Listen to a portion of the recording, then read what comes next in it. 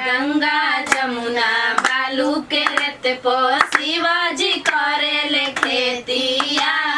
गंगा जमुना बालू के रेत पो शिवाजी करेले खेतिया।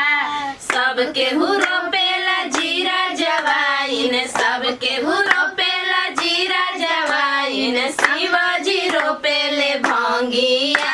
अरे शिवाजी रोपेले भंगिया। गंगा जमुनावा बालू के रेत पो शिवाजी करेले खेतिया। गंगा जमुनावा बालू के रेत पो शिवाजी करेले खेतिया। सबके पटावेला जीरा जवाइन, सबके पटावेला जीरा जवाइन, शिवजी पटावेले भंगिया। अरे शिवजी पटावेले भंगिया। गंगा जमुनावा बालू के रेत पो शिवाजी करेले खेतिया। गंगा जमुनावा बालू के रेत पो शिवाजी करेले खेतिया। गंगा जमुना बालू के रेत पो शिवाजी करेले खेतिया।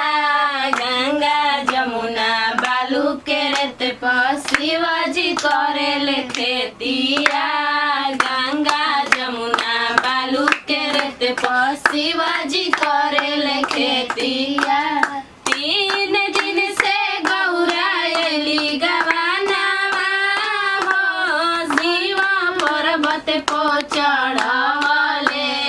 3 दिन से गौरायली गवानावा हो, शिवा पर्वत पो चढ़वले।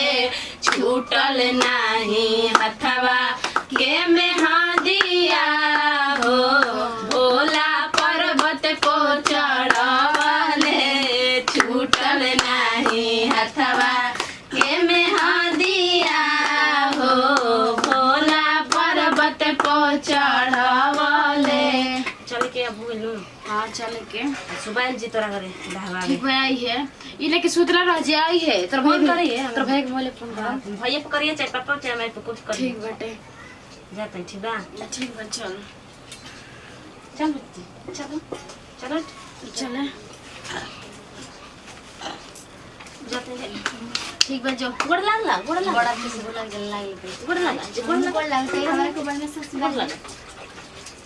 खुश रह से आइए सान सुबह सूजन तो जगह में खरी भैया क्षेत्र में मैं चले के घर रोली ए भौजी भैया से कही दो हमारे बतिया। ए भौजी भैया से कही दो हमारे बतिया। दुल्हा चाही फैसिना चाही ना देहतिया। दुल्हा चाही फैसिना चाही ना देहतिया। दुल्हा चाही फैसिना चाही ना देहतिया। बड़े बड़े मॉल में शॉपिंग करावे। बड़े बड़े मॉल में शॉपिंग करावे। साड़िया के बदला में जींस पहिरावे। साड़िया के बदला में जींस पहिरावे। भौजी भैया से कही दा हमारे बतिया। ए भौजी भैया से कही दा हमारे बतिया।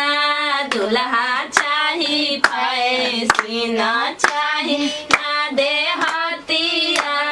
दुल्हा चाही फैसिना चाही ना देहतिया। दाल रोटी भात हमके कुछ ना खियावे। रोटिया के बदला में पिज्जा खियावे। रोटिया के बदला में बर्गर खियावे। रोटिया के बदला में बर्गर खियावे। आहो गीते रहो भजन गाओ।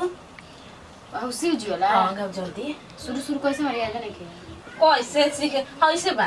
जी नमस्कार, प्रणाम, हमें खुशबू सिंह। नमस्ते, प्रणाम, हमारी मोहमाया।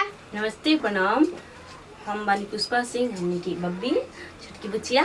तो देखनी है हमने की एगो झूमर गनी है जा, झूमर गा के भजन गनी है जा, झूर भी सबके बैठ के 1 घंटा 2 घंटा सबके भजन गावेला। तो एक वीडियो बननी है जा, वीडियो अच्छा लागल है तो दिल से लाइक करम, शेयर करम, कमेंट करम। और यदि हमने के चैनल पर नया बानी तो प्लीज रउआ सबके अपन चैनल बाटे भोजपुरिया भोजी ओकरा के दिन से सब्सक्राइब करम। सबसे पहले हमने के वीडियो के नोटिफिकेशन रउआ बुचिया। लास्ट में कन जा। Bye by.